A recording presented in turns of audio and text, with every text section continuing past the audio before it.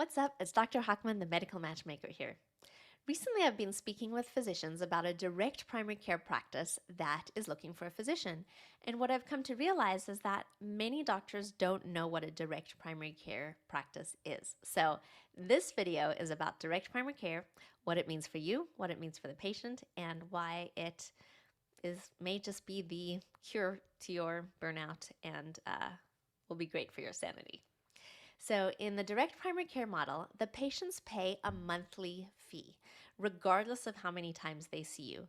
Insurance is not used at all. So, all of the insurance headaches that you're used to, they don't exist. You don't need a person in the back doing, trying to get paid by the insurance. You don't need a billing company. You don't need to chart for the insurance companies. You chart what's relevant.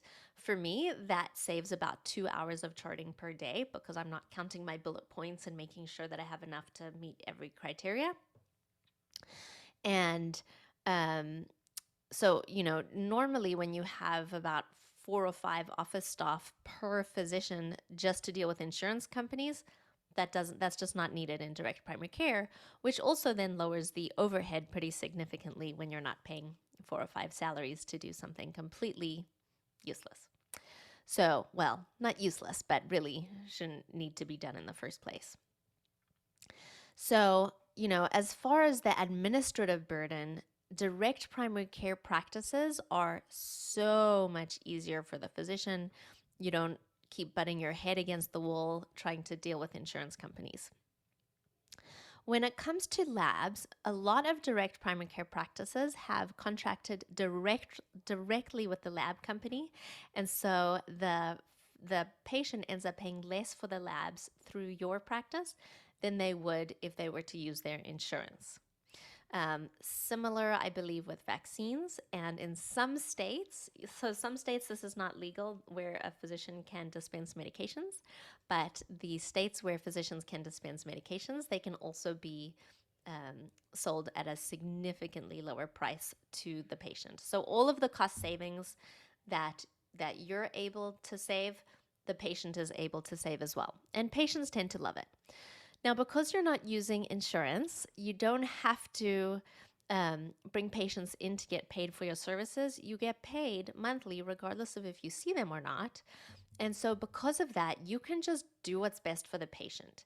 If you need to talk about lab results, you can do it by phone, you can do it by telemedicine, you can do it by email exchange, you can do it with an in office visit. You can do what you need to do because you're not limited by the constraints that the insurance company puts on you. You're going to get paid for the work you're doing, regardless of if the person comes in or does a telemedicine visit or not. And the patients tend to love this because they have unlimited access to their doctor, of course, within reason. And they also have enough time with you. They have your attention.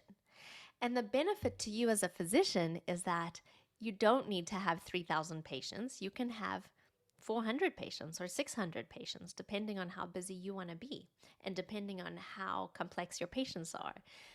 So there's a lot of variables here. The charge is normally pretty reasonable, the monthly fee that the doctors charge their patients, and doesn't have to be quite as high because you don't have that significant overhead that we discussed earlier. I've seen this done so many different ways that work really well. Some physicians set up their direct primary care practices where they do home visits. Some do a mix of home visits and in person. Some only do in person. And one of the big hesitations that I get from physicians, or that I hear from physicians when they're talking about direct primary care, is, but I don't want to be on call every single night, and I don't want, to be talking to my patients at night when I'm with my kids. And what you need to think about with this is, if you're solo, you may be, on call every night, but you're on call for a few hundred patients instead of 3,000 patients. Or if there's, 2 physicians in the practice, okay, so you're on call for 700 or 800 patients instead of 6,000 patients, and then you're splitting it half and half.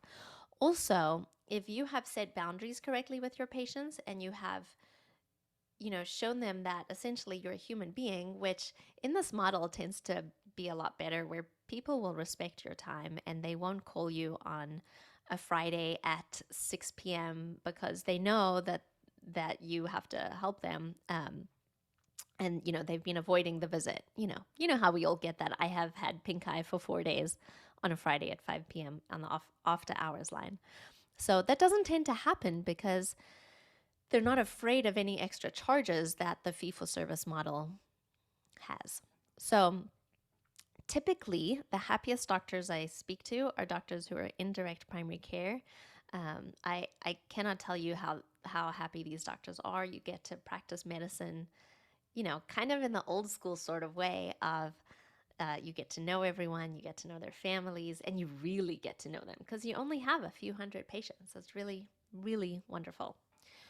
So that's a little bit about direct primary care. If you have any questions, drop them below. Please like, comment, share. And if you're interested in joining a direct primary care practice, let me know. I would love to help you out. Bye.